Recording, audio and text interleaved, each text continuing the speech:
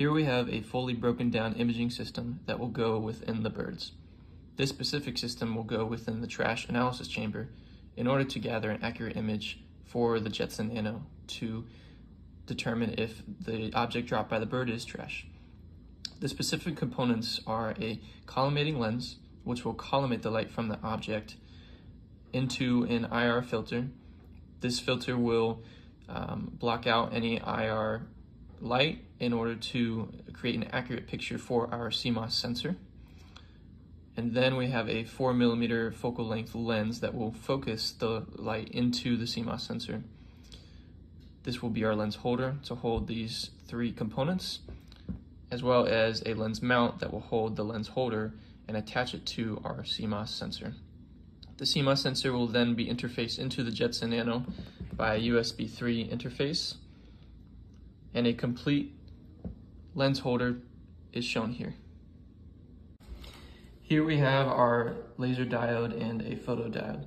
These two components will be implemented into our trash analysis chamber, where the laser diode will create a laser light reflected by multiple mirrors and end up into the photodiode.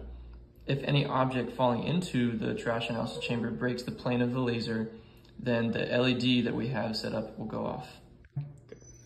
Here we can see the laser diode shining, and if we shine it on the wall, we can see this laser meets the specification of a 6mm spot size at a distance of 5 meters from the laser. And if we shine the laser into the photodiode and something breaks the plane of the laser, the LED will go off.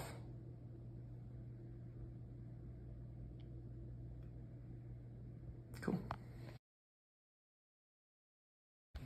So to go into more detail of the electrical components of our birds is we're going to need actuators to be able to move things around. We're going to use one stepper motor for the food screwdriver. So we're going to have a food bank, and it's going to drive a screw axle that's going to probably dispense food into the birds that we want to reward. And then we need a driver to drive the steppers. And then we're going to use two servo motors, one to open and close the hatch of the trash input, just so there's no, wind trash or unwanted visitors throwing in stuff that we don't want to check. So that's what we have, a door latch, so we need to move that. Another one is going to be to drive the trash sorting system. So when the trash is detected, and it's validated, we're going to need an actuator to be able to throw it away or to save it into storage. And then the capacitor. This is a capacitive sensor, which is just a conductor, some resistor, big resistor, probably like 10 mega, and it just charges the resistor. It charges the capacitor, and depending on the parasitic capacitance when you place it, it's going to take longer or shorter. We measure the difference, and when there's a difference in charge time, we detect that something has changed, and we activate the camera. Now, if we want to go into the computing components. So for our development board, we're using the Arduino Mega 2560 right now. This is what we're using to test and everything. This has plenty of GPIO pins as well as all of our communication that we might need.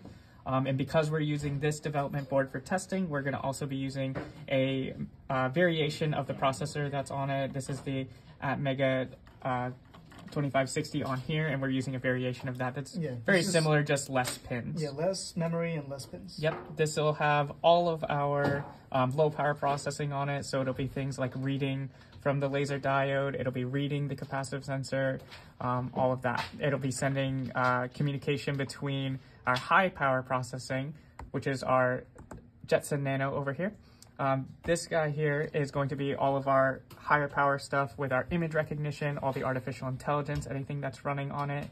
There's going to be a couple GPIO pins that are going to be communicating just digitally through these two.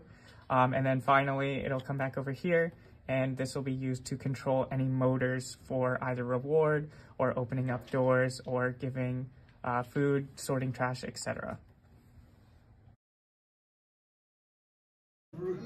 So the first stage of the birds is detecting whether something is in the platform to detect or not.